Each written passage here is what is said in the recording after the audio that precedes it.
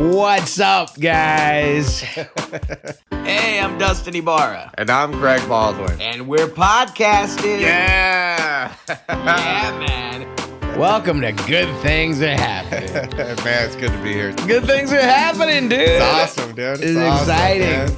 This is awesome because, like, we're doing this podcast and, like, good things are happening. And then it's like, I feel like we manifested this kind of. Hello, Greg. Hello, Dustin. What's up, dude? Nothing, man. It's good to be back. Good to see you. It's good seeing you, as always, my friend. Yeah, hair's looking good today. No, come on. Are Your you hair's just the best, dude. Saying that? No, your hair's the best. I don't even know what's going on with my hair, bro. But here's what I know. I know that I got a good product I finally found from Target. It's some kind of like coconut cream thing. Okay. And I put it in and I wrap my hair up like a, like those, the woman towel thing where it's like you got the big thing on it. Yeah. And I like look at like Marge Simpson. You got a yes, right? very like that. I wrap it up and I look very, and then when I'm wrapped up like that, it's hard not to do like a Middle Eastern accent. I'll look in the mirror and be like, hey, bro, I'll try to, but I'm like, that's kind of racist, but I do have this thing on my head and I'm like, oh, okay. I could see you with that thing on your head, a couple cucumbers on your eyes, and some face. Like cucumbers. Cucumbers. You know what'd be funny? Like a health spa, but it's like for fat people. Instead of cucumbers, it's like pepperoni slices. Wouldn't that be awesome? That's hilarious. Cucumber dude. water. It's just like hot dog water. Ooh, gross. Yeah, that's good. fat health spas, man. That's hilarious. There's a market in that. I think there is a market. Fatty health spa. Yeah. There's a market in that. Yeah, I could totally see that. Instead, the aromas, instead of like the like lavender, it would be like Jimmy John's. Fucking pizza. Yeah, let me light pizza this spread. Yeah, let me light this Papa John's candle and just inhale. Barbecue chicken. Oh yeah, instead of fried chicken. Fried chicken. Yeah, fried chicken. Instead of a mud bath, it'd be like a marinara bath. Or a chocolate bath. Chocolate bath. Ooh, chocolate bath. God, imagine being in a bath of chocolate, bro. Wow. That'd be so hot. Yeah. That would be hot. I feel weird dirtying it up, though. I feel like it's a waste. But if I was like a rich They'd have guy, to flush it every time. They would flush it, and then I'd feel bad. I'd be like, "Don't waste the chocolate," and they'd put it on sale. They'd send you home with like 100 little bottles of fucking chocolate syrup. Yeah. How did we even get into this? I don't know. I don't know either. You're talking about my hair. Yeah. Thank you, Greg. And you look dapper as well. Thank you, dude. Yeah. Thank you. I'm a little tired. I grubbed. I had a show last night and I gorged myself right before I went to bed. I was hungry for sugar, so I got the clubs always feed us. So we had some Daryl and I were driving back. We had some chicken wings, but I brought a chicken salad, Asian chicken salad. Asian chicken salad. Yeah. Okay. So I was trying to be healthy, but I'm like, and I didn't have any sugar at home, so I'm like, I'll stop and get a candy bar or something like a Hershey's, Yeah, just I like how you did like a Hershey's bar, So I ended up spending $90 in groceries. I got 2 things of Haagen-Dazs, 4 candy bars. Was there a sale bunch of happening? Sugar yogurt? No.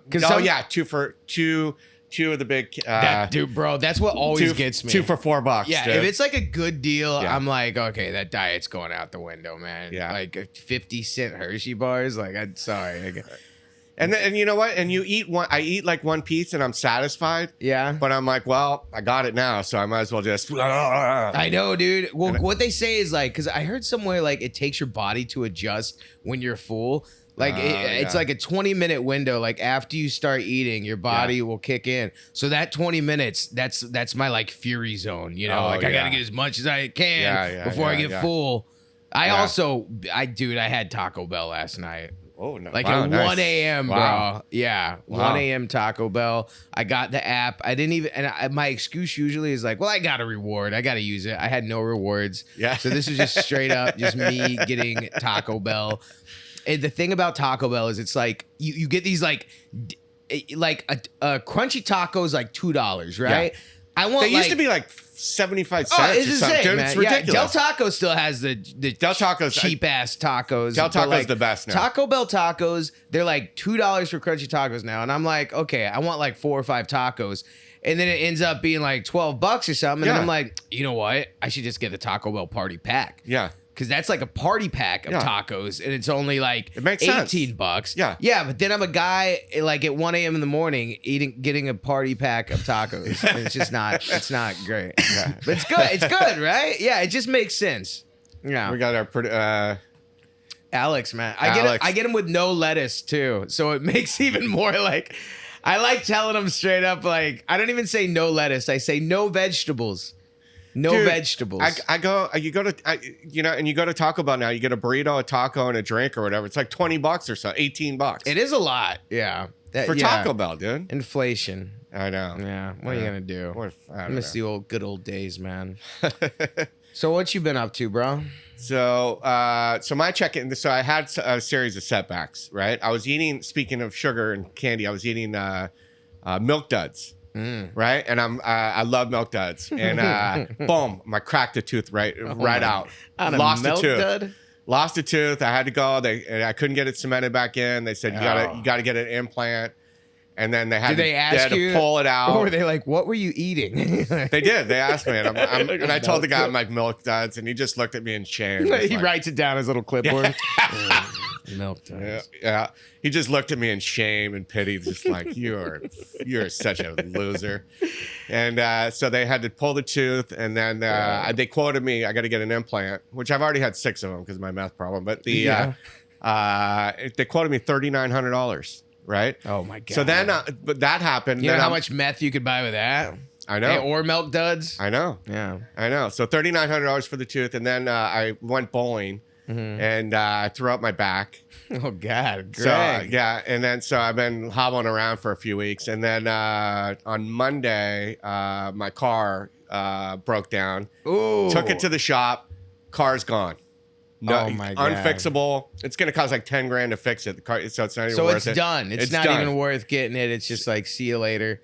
Done. Man. So now I'm shopping for a new car, whatever. But here's the thing. I was like, oh, poor me, and this and that. I was gonna say this better turn around. This is the good things that are happening podcast. No, let me spin it around here. Okay. So I'm sitting around going, life's tough and this and that, and it's like, you know what, dude? God or the universe or whatever blessed me with money.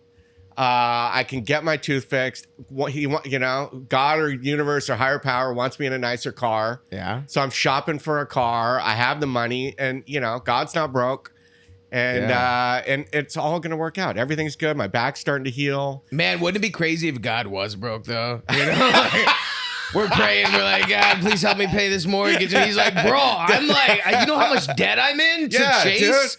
Yeah, dude, Taco Bell raised its prices, dude. I can't afford everybody's Taco Bell anymore, dude. Oh man, if God was in debt, that would suck. We'd be like, oh man, we're definitely screwed now. That's hilarious. What about you, dude? What's going on? Well, things are pretty good for me. Yeah. Kind of like the yin to your yang. Things are going good. I've been on the road lately. It's been great. Nice. Was in Providence. I had some hot dogs up there. Did some comedy. Hung out with Christy's family. And so last night Rita from the Improv asked me to do a show. Yeah. And I was a little reluctant because first off, I hear you always like, oh, bro, producing. You're always like, it's a nightmare, so Kevin Nealon just dropped out. Oh, Janine Garofalo won't do the show. Like, it's like, oh, Bobby Lee dropped out. Bobby Lee did drop out of my show, which he was on the flyer. Drops out of everything. A couple of days before because you scared me, so I was like, I'm gonna confirm with him. I'm like, hey man, just confirming you're down for the show. He's like, oh, I'm in Canada. I'm like, okay. So I took him off the flyer. And then, by the way, I took the opposite tact. What? Let's just confirm him the day of, so he sells enough tickets. Oh, that's scandalous. That is scandalous. And then if they cancel, but that's bad. That's bad. See, I was thinking about that, but I was like, I can see the audience like, no, Bobby Lee, what? This Dustin Bar guy's a piece of shit. Yeah. So then what happened? So then another comic dropped out, and but I had some really great comics on the show, and the other two that filled in were hilarious. You know, I got to have all my friends on the show. Wasn't a lot of people. I think 45 tickets were sold. You know how they put the little curtain in like a thing about comedy is like if it's not a big crowd, they'll put a little curtain partition, so it makes it feel like a big room. Like an intimate show. Yeah, and so I'm like, okay, this isn't too bad. But then, like, right when we're about to show, 2 people come in, 2 people, and they open the curtain, and I'm like, oh my god! They cracked the curtain. They opened it, bro. It was like an open curtain, and I'm like, oh, why did you guys have to come?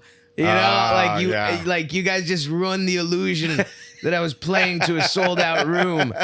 And now it's just like half a room with a big. So, but it was a fun show.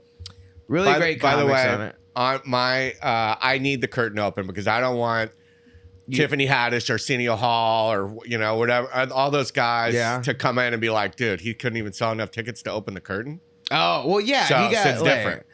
I had some other comics that weren't Tiffany Haddish or Arsenio Hall. Yeah, I mean, not that they're like anything special. I mean, but I'm just saying. They were very special. It's because I got one of them here. You had a bunch of B comics? No, just C comics. Yeah, I put the old, JV team out there. No, but it was an amazing show. Great comics. Yeah. And it was... I had a great time. I talked to all the comics. They had a great time. And, yeah, your lineup was fire, dude. It was a fire lineup. It was amazing. Yeah, the audience had a great time. Yeah.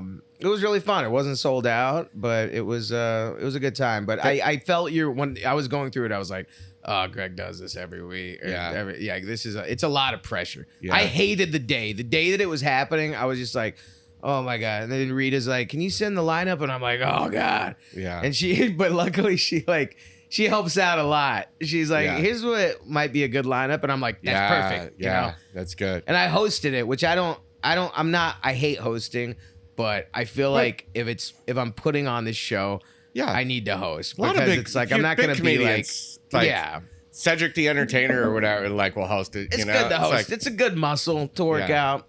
I saw your lineup, and the one thing I thought is thank God you didn't have anybody that does musical comedy on there. Oh man, that would have been the worst. I know. Oh, that reminds me. We've got a guest today. I love this guy. He does do musical comedy. He's the best. One of the best musical comics I've ever seen, and not just funny ass dude. Yeah, I worked with him in a movie 2.5 years ago. Called Stealing Jokes. It's coming out very soon. Apple TV, Amazon. You can pre-order it now. He's hilarious, and that was the first time I met him. And this dude in scenes would just go off and say it's. You know how you always see those things oh, it was hard not to laugh. I'm like, shut up, you're an actor. Just don't laugh. That's your job. Yeah. I laughed because he's that funny and he's that good. You broke character. Yes. Ladies and gentlemen, Luke Null. Yes. What up? Yeah. What up? I can't sell tickets, but I'll take the compliments from Dusty, baby. I can't Greg, sell good to be tickets. Tickets are hard to sell. It's hard. It's nice to know that Tiffany and Arsenio also can't fill the room. Bro, dude, it's brutal. It's brutal. I was looking at the lineup before I was last night. There was some big names on it, and they weren't sold out. So I was like, okay. No, it's tough. Right. And an off night. It's not a weekend, It's like middle of the week sometimes. No, but middle of the week, I always produce on Wednesdays, Tuesdays, Wednesdays. It can be good. Thursdays could be tough booking it because a lot of the comedians are it's a fly out day or they have shows on Thursday, so it's hard to book it, but they usually sell well during the week. So all the shows, especially the improv, it's like time of year is part of it. I love that. My favorite thing is going through and listing all the excuses I have. I'll make any excuse that's not my fault. I love it. Oh, it's summertime, and then in the winter it's it's wintertime. Everyone's cold. You're like, Saturday it's football. It's college football. College football. Monday night football's back. The hurricane in Tampa, of course. Yes, people are you have a show in Denver, and you're like, people are scared. People are scared that it might. I had my last. You don't know what's gonna happen in the world. Trump's getting shot at every other Tuesday. You just don't I remember know. My last show was Rosh Hashanah. I'm like Rosh Hashanah. Oh, Rosh Hashanah. No one's gonna. Now I also want to look at it it's National Pizza Day. No one's Flag Day. No one's coming. Flag Day.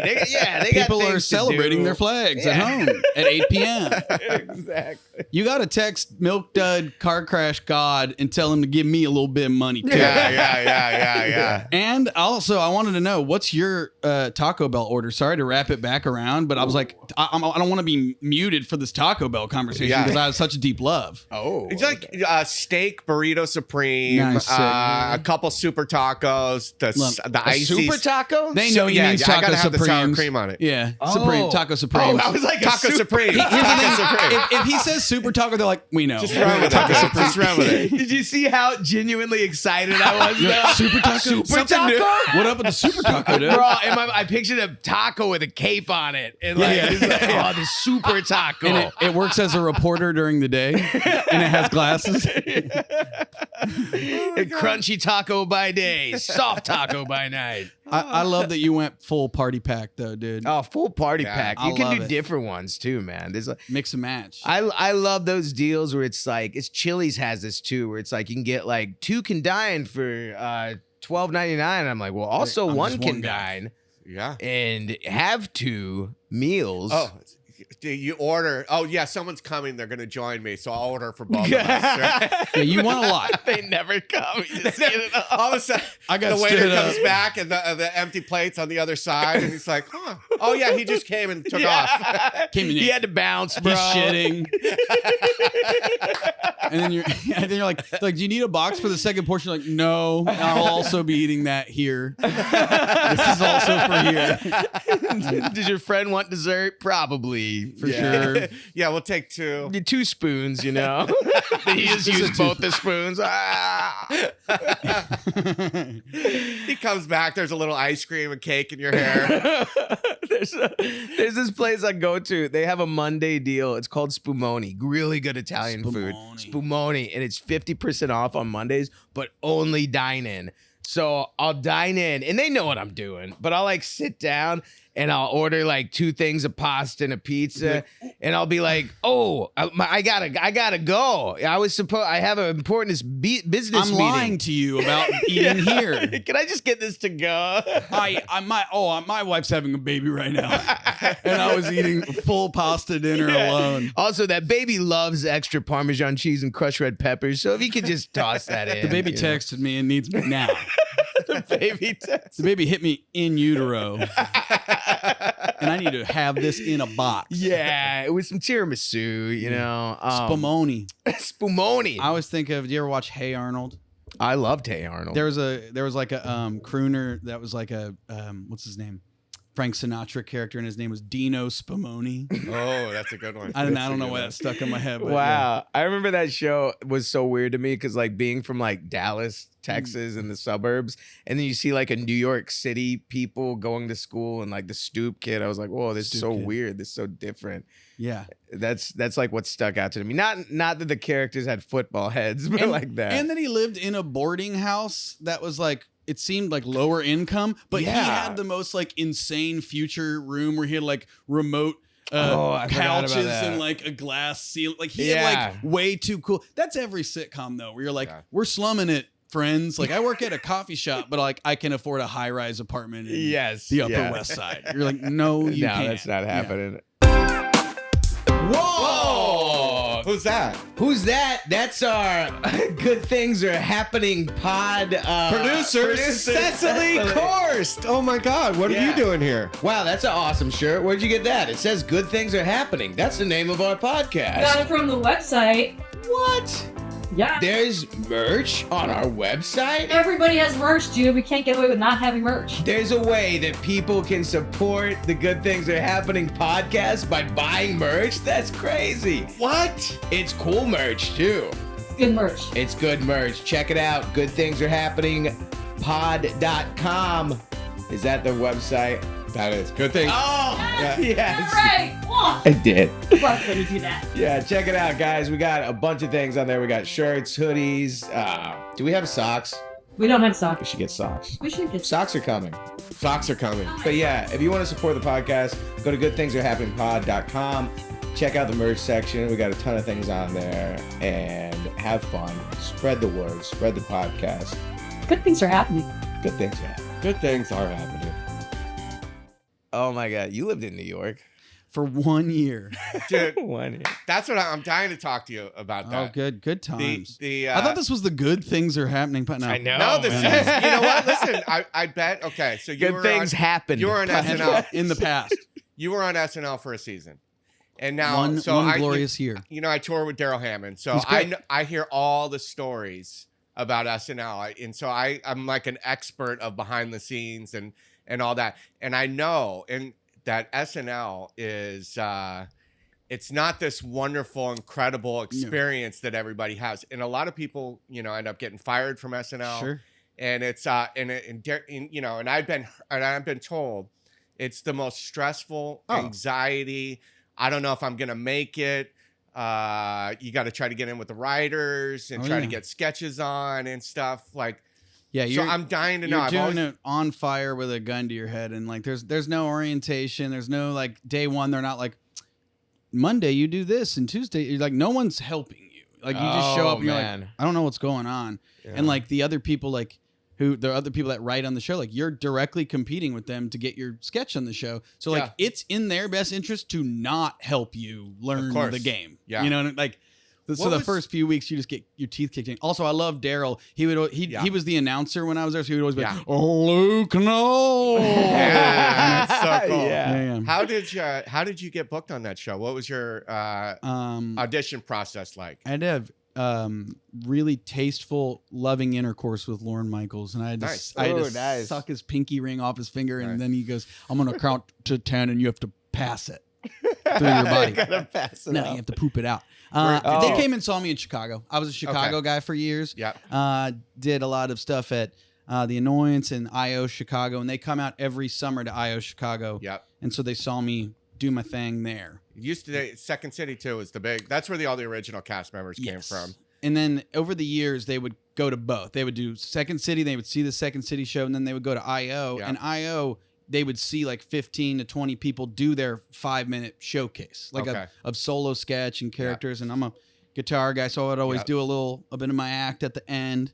But yeah, man, it was a wild, like when they come to Chicago, you're playing a home game. Like it's a packed crowd. It's, you know, they only give you like 3 days in advance that they're coming. Yeah. But like everyone in the city, like this is the pie in the sky that we're all playing for, right? Yeah, so we all know it's coming. You're like, oh my God, I'm gonna be like, and then Sharna, who used to run I.O., would call you up and say, they're coming. You got, you know. Ooh, like, and immediately does your stomach start like, because mine does that. Whenever I get a big thing happen, I'm like, and then everyone who mine just that happened, but it was from a Taco Bell. Taco Bell. Yeah, it was a super taco. It's a super. Yeah, you get a lot of super taco feelings going on when a big thing's happening. Punching you into butt pissing. Yeah. Well, you must have been ecstatic when you got it. Like I was there. You go out there and audition, right? So you audition. They see you in Chicago, then they fly you out. So did you go do it? You did it in person with like 5 people in the audience and nobody laughing? It's like ice cold. You do, but when I went, it was funny. Like everybody that knew that they were going to audition in Chicago, is like going around town doing their 5 minutes as many places as many times as they can. And my buddy who ran a show, he had like half of them. He had like 10 or 11 people who were going to audition for SNL, myself included. And we're all like sitting there in this show that's just a rep, just to like get up and do it. Yeah. And he goes up and he would do like these little monologues. He would do like these little written short story essays. And he had one, he goes, none of you will ever get on Saturday Night Live. And he just like tore us apart. And he goes, even if you do get on Saturday Night Live, he goes, like Charles Rocket, Ellen Cleghorn. He lists off all these people that were like there for 1 second and that you don't even know their names, kind of thing. He's like, and even if you do get on, you're going to be there a year and you're going to die, you know? Which is funny because he's doing it. I'm not doing the bit justice because he's just doing it to fuck with us. Being you guys are all shitting your pants. You need to like not take it. You know, you need to like realize the chances are low. You know? And I realized that, and it's funny that like looking back, I'm like, he was right, he was wrong, and I gave him like a fuck you. I did get on, but I'm like, no, but I was one of those like in and out kind of guys, bro. That is a monumental accomplishment, man, to be on Saturday Night Live. And I hope you don't feel anything like it's not, because that is huge, bro. I'm proud that I was there, but it's that it can't help but feel like my year there. I was there 2017, 2018, and that season, which is the first full year of Trump presidency. That's like, and so that was a wild time to be on the show. Yeah, like would be. The cavalcade of A-list celebrity cameos for every part. It was nonstop, which means less time for the cast members. No shot. Like you're a feature cast member, so you're fighting for crumbs, for scraps. Yeah. And I'm looking to left and right, and I see Kyle Mooney and Pete Davidson the year I was there barely getting on the show, and I'm like, I'm so dead. And like, it was Flag Day, and there was a Flag lot. Day. Yeah, there was a lot of Spumoni wouldn't give me my to-go order. Yeah, there was a lot of things happening. But Taco Bell came out with a super taco. The super taco just dropped that day.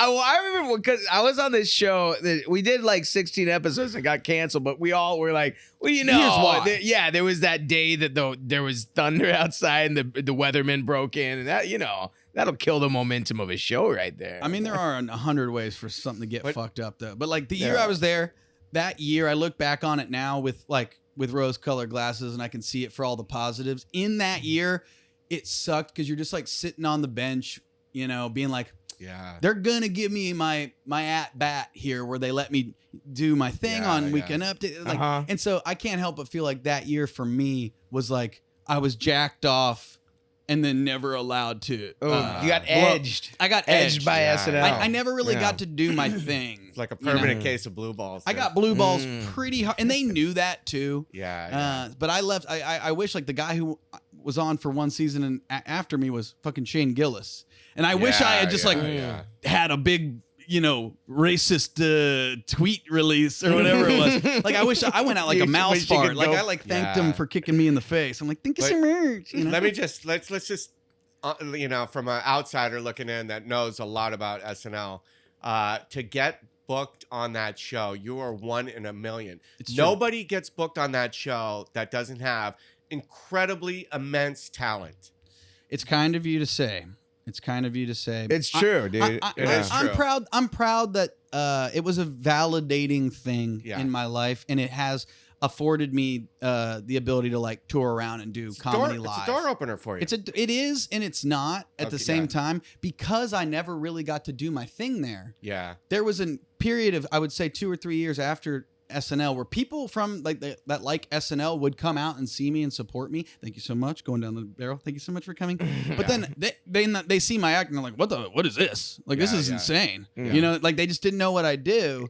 So now that I've like polluted the internet and done the Instagram, TikTok game, that people that are coming to my shows are like, they know you. We know you're a little weirdo. They finally get to see like Luke Null. Exactly. Man. They know what they're in for. Because I didn't know you until we booked that movie together. I know. And what a time. Oh my God, dude. In Detroit. I quit drinking since then. That might have had a lot to do with it. Right? There are multiple people. Oh my God. It was an insane set. It was everyone was partying pretty hard. Multiple people that were on the main cast of that movie are now sober.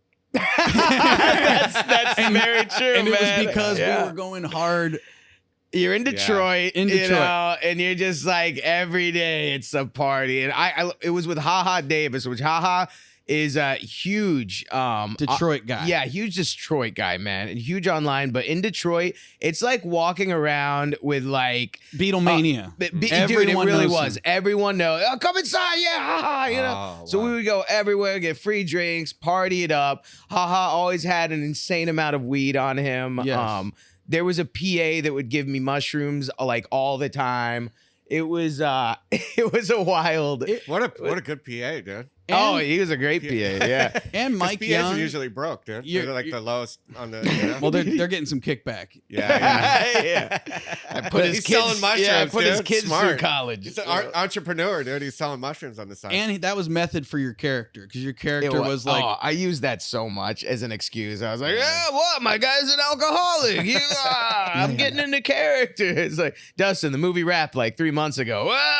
you don't know if you got to reshoot. But Mike Young, who directed, a great stand-up comedian, a great dude. Yeah. He was really like a lot of movie sets in movie situations. They'll be like, let's do one at the end for fun, and then they're like, throw that in the trash. Throw that one. Mark that. Throw that in the trash. Yeah.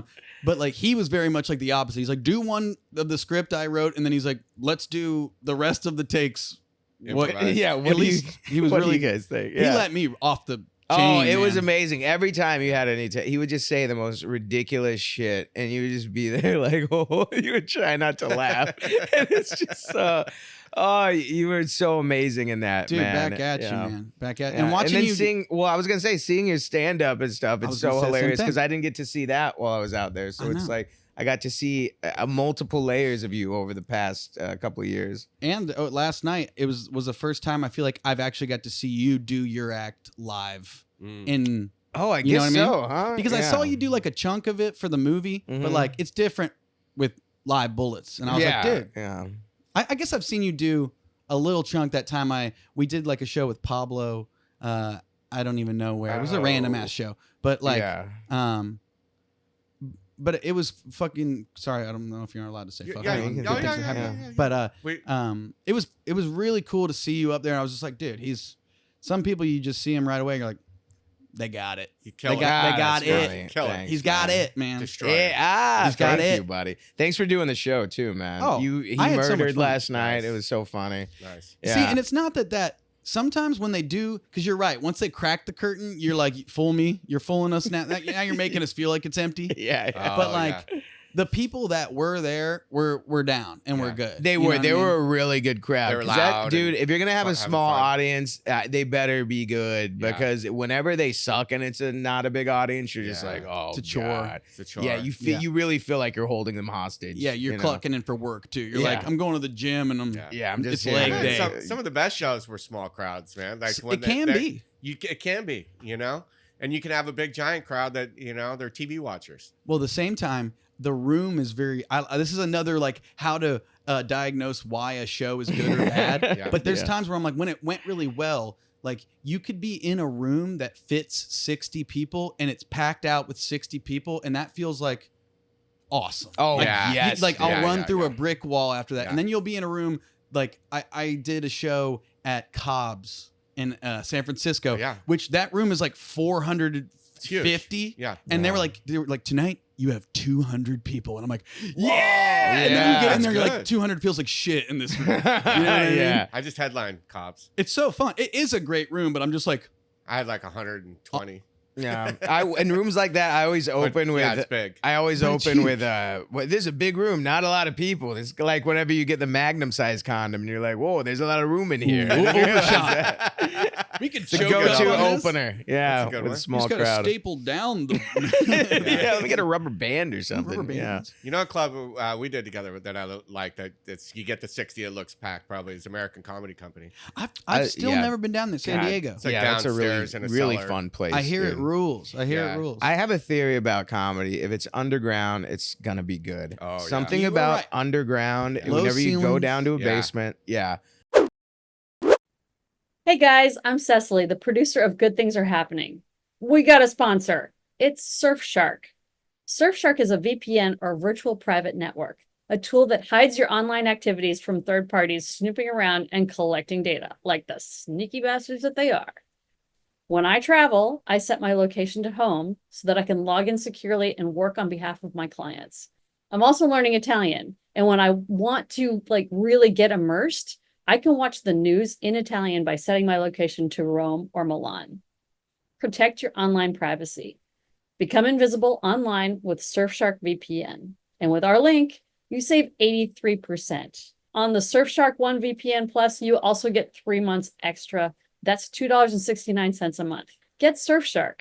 Click the link in the description or on our website, goodthingspod.com, and surf safely with Surfshark. Good times. I'm curious, going back to the SNL thing, because I'm fascinated by it.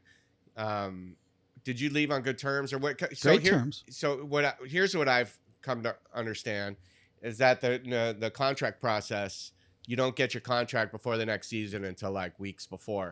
So you have like 2-3 months of like complete anxiety of whether you're going to come back. The entire time you're there is complete anxiety, but it's not even that you're waiting for your contract. Like before you audition, they don't do it quite the same anymore. But when I was there, before you even audition, you sign a 7-year contract.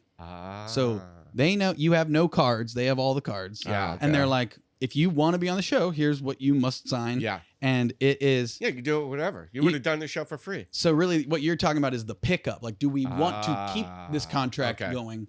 But it's funny. I moved to LA immediately. Like, I'm getting fired and I'm like looking at my wife and I'm like, we're moving to LA. Wow. And I'm not coming back. Love that. Love that. Yeah. Did you wait for the process to come? Because we had Jay Moore on the podcast, and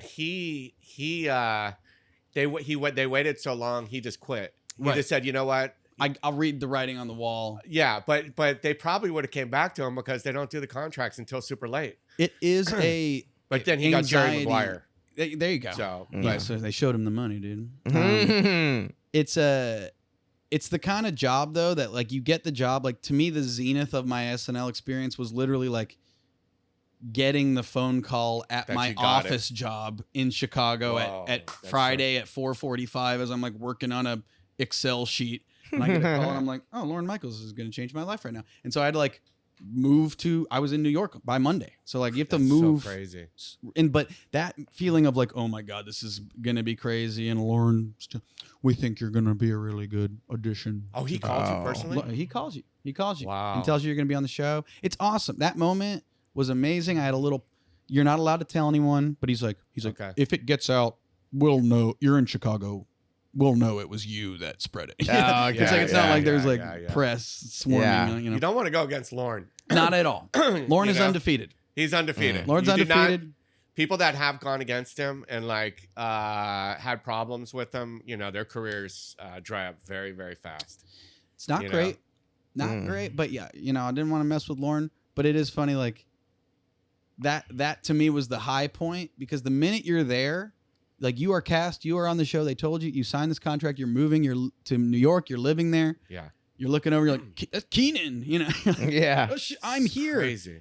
You are every week re-auditioning for the job you already have. Like you are not, and that goes for everyone. Like that's obviously if you're like a Keenan, you're good. But people who haven't renegotiated their contract, like it's a tense place. And then to make it even worse, the way that they do auditions now and the way they hire writers now is different than the old days where the people that they hire as writers were people that auditioned to be on the cast against you. Yeah. And so now these are people that are hired to write for you. And they're like, fuck you. No, you beat me out for a job. Yeah. Like, you know what I mean? Like it's a weird, you get over it a little bit. Like you make friends like in your class, like the freshmen kind of hang a little bit, but like it's weird to start. We're like, oh, nice. I split an office with Andrew Dismukes, who's on the show. I love him.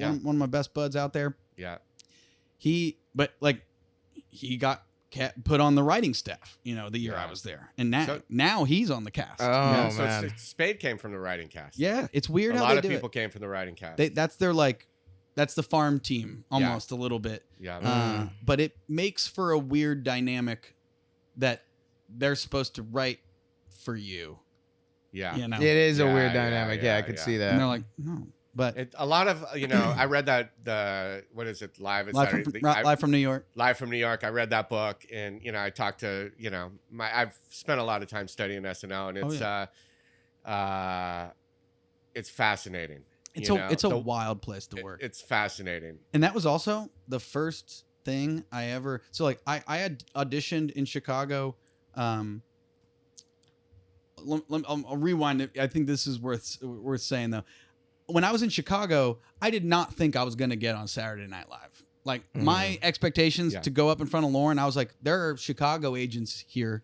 I would love to get an agent. Like I would love to get a Chicago maybe get agent. some commercials. Yeah. And I did. And so I'm with this Chicago agent and she sends me out. I'm like, this is best case, this is like 2 weeks after SNL came. So I'm like just waiting back to hear back, but I'm not expecting anything.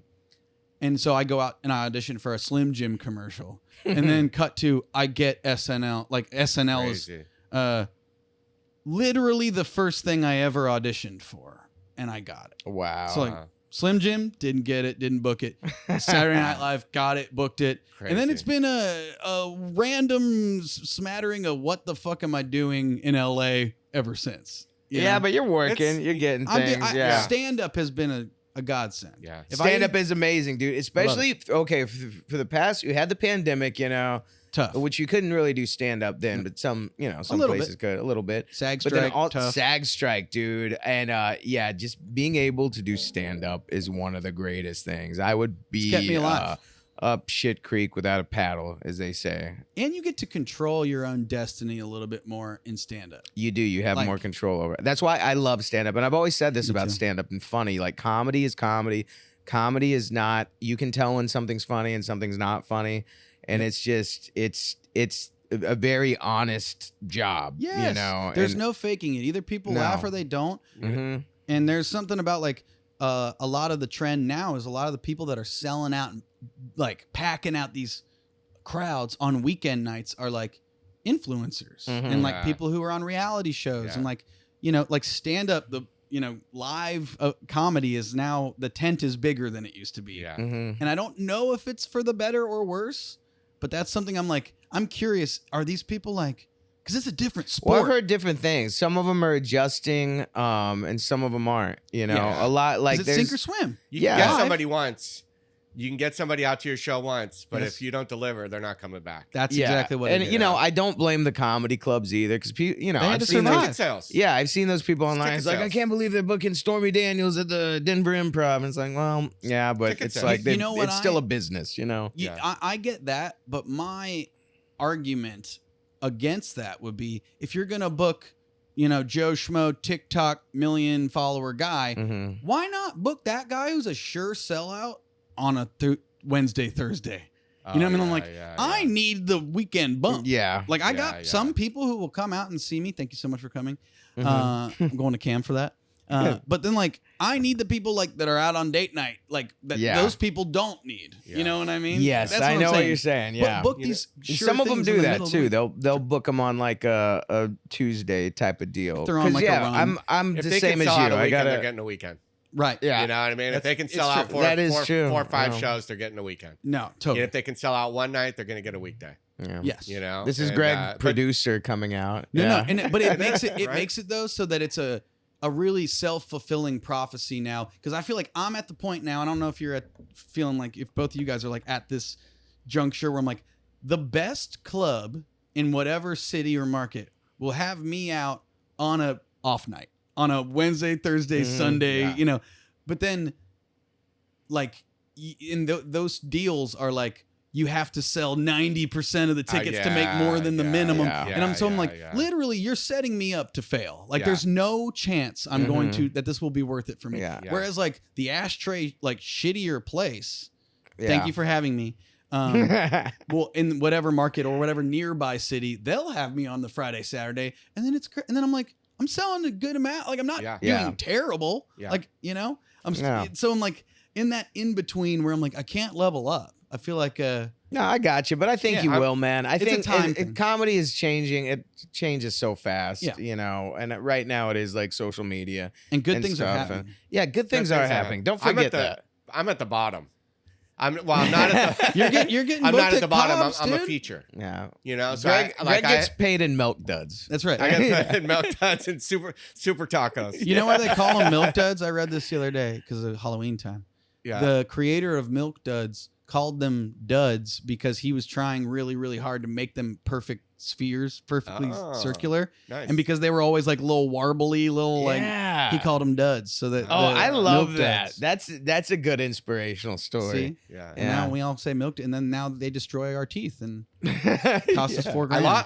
I literally just cracked a tooth right out of my mouth. And fuck that. I know, it's whatever. No. You know, God provides. That's so right. It'll be fine. Here are more teeth, my child. You I look up to you guys because you guys are touring headliners, and I'm not. I headline Cobb's, but I co-headline with somebody else. That counts. And we did fine. But yeah, so I can say I'm a headliner. Whatever. Yes. And then, but it's a tough path, man. It is a tough path, you know. And then the other thing, when you guys were talking about like the comedies and the influencers and stuff, and you're judged by laughs.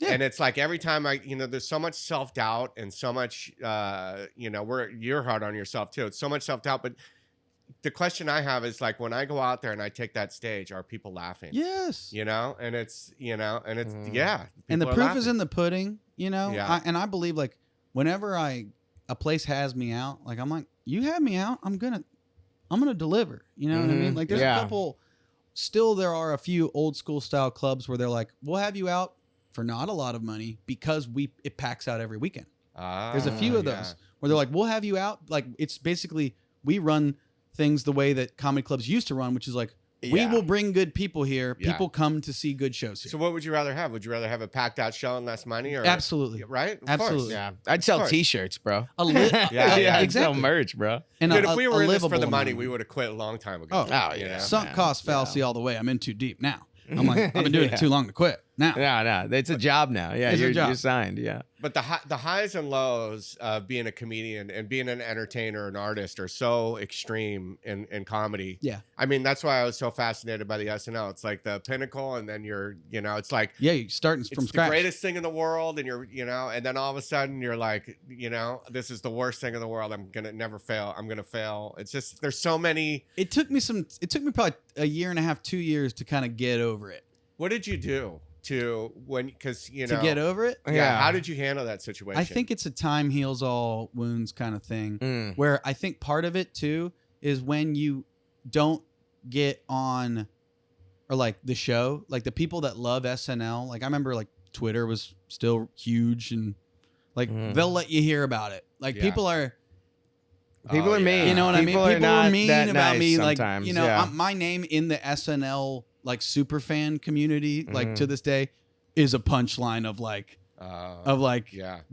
fill in the blank, create a character from a video game where your stats are all, you know what I mean? Yeah. Where and it's again, that's why I felt that like blue ball feeling of like I never really got to do my thing, but through the power of the internet, I feel like I have been able to show my stuff, and I've gotten a lot of and it's great people that are actually in to the stuff I do in my comedy, which is I love. It was you look back at it now, and I bet you're like, that was a great thing for me. It was, but I didn't like. It was a great thing for me, and it was a big time learning experience. And if you told me right now, like if you could rewind and do it all again, I would do it. Yeah. The same, like nothing would change. I don't think that there was a lane for me to not be fired after one season. Yeah. Like there was nothing I did or said or pissed anyone off. It was just like, it was bad timing. Yeah, like, I'm one of those believers. Everything happens for a reason. I think so. I believe like whatever the universe has in store for you, God, whatever. It's like everything is exactly how it's supposed to be right now in this moment. I think so too. And if I hadn't gotten fired from SNL, I never would have. We never would have met. You would have never done this podcast. You would have been, That's true. Mm-hmm. And I wouldn't know either one of you. I wouldn't know you. Yeah. That's for sure. If you didn't get sober, I wouldn't know you. No. It's a crazy, crazy thing, man. Things all work out. Yeah, it works out. It works out. The good things are happening. Good things are happening, bro. Can you cut a clip real quick? Just look at the camera and say, hey, you're listening to Good Things Are Happening. Hey, you're listening to Good Things Are Happening, so stop jacking off. We've never asked anyone to do that, so that's good. We got it. It's interesting. It's having faith that things are going to work out. When, I was at a point where in my comedy, I quit my day job. I didn't know, and I was putting all this money on my credit card. I was touring as a feature, but that doesn't pay a lot. But I was making my rent and stuff, but I was putting a lot of other stuff on credit cards.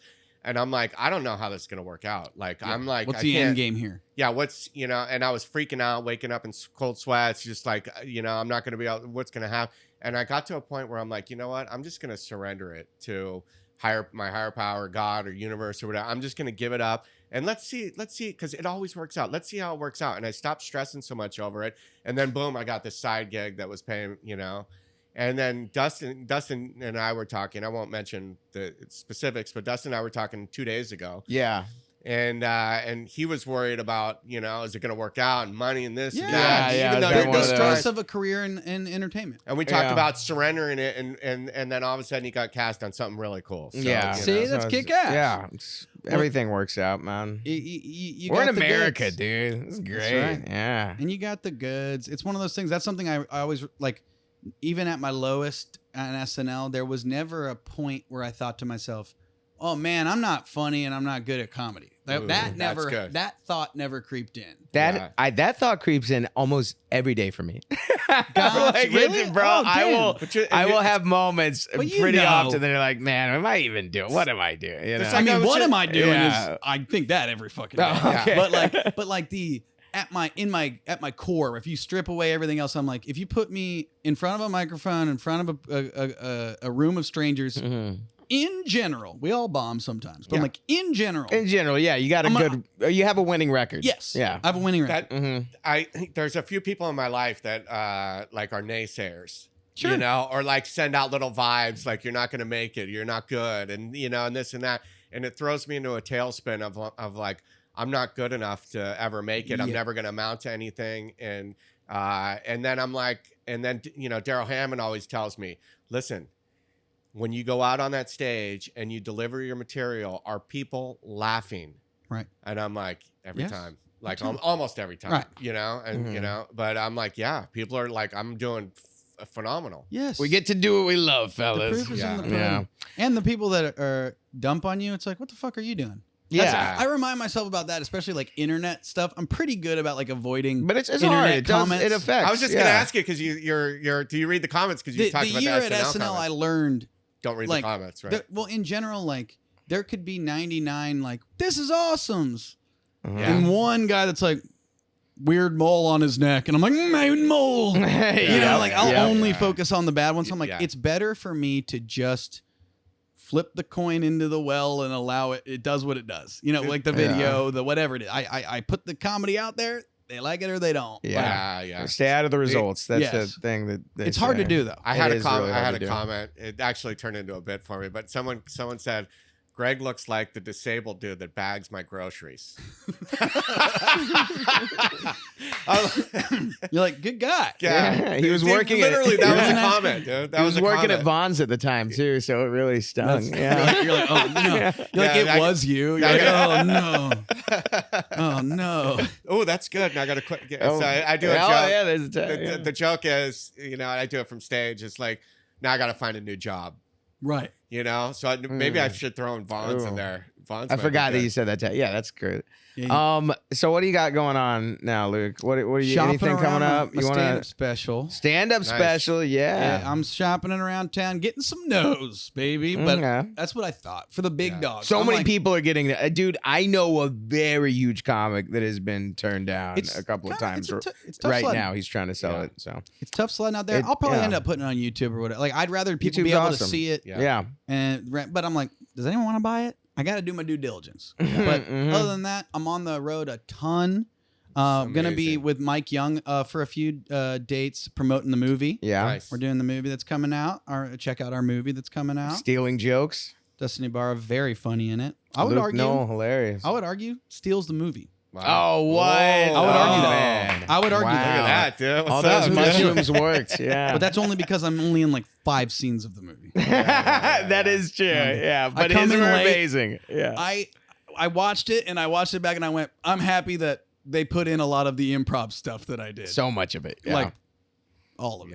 Yeah. But I want to just say this too, because like we connected through social media or whatever. We were talking. Yes, I was trolling you about you do an SNL show at the Improv, and I'm like, let me do my thing. I go. You need a guy to open up. So you need a guy to get fired after one season.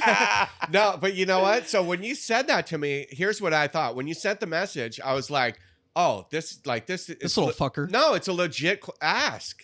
It is. Like you were on SNL, Totally. If you notice the cast that I've had on the show, it's all the old. But you have. I had Kit Carvey, Spade. It's all the the huge names on there. Yeah. I'm more of a Kevin Nealon can't make it tonight. Yeah. Hey, and Kevin Nealon can't make it. But I just want you to know, when you sent that message, I'm like, oh, I got to try to figure out a way to get Luke on because, like, that's how much respect and admiration I have for you as an entertainer. And I respect you for having to put all those shows together. And it's funny that you internalize, like you made a comment earlier about how you're like, if Tiffany Haddish and fill in the blank humongous star come in and they see that that Greg didn't fill up the room, I'm like, that is you. This is a direct reflection of you. Well, there's no more show. Right. There's saying no more show. And then, there's a lot of pressure. The other thing is, but like you're on the marquee. Well, Daryl and Jay, I tour with I used to tour with Jay sometimes. But I tour with Daryl. So I put them on both. They're always on it unless one of them's out of town. Yes. So now I got like 2 spots to try to figure out how to sell because neither of them, anyway,